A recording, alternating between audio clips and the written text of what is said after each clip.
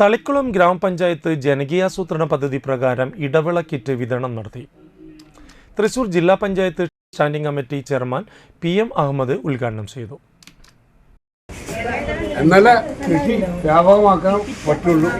ഈ കൊല്ലം കൊടുത്തൊരു ഇതിന് വിശ്വസിച്ചിട്ട് അടുത്തൊല്ലം ചെയ്യണം. അതാണ് ചെയ്യേണ്ടത്. അങ്ങനെ ചെയ്തില്ലെങ്കിൽ ഇത് എല്ലാ കൊല്ലം അങ്ങനെ കൊടുക്കും. കുറേ ആളിൽ കിട്ടുന്നവരും അപ്പോഴാണ് ഇത്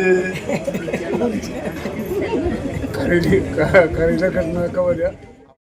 തളിക്കുളം ഗ്രാമപഞ്ചായത്ത് പ്രസിഡന്റ് PI സജിത അധ്യക്ഷയായി. ഇഞ്ചി, മഞ്ഞൾ, ചേന, ചേമ്പ് എന്നീ ഇനങ്ങളടങ്ങിയ 700 രൂപയുടെ കിറ്റ് സൗജന്യമായാണ് വിതരണം ചെയ്തത്.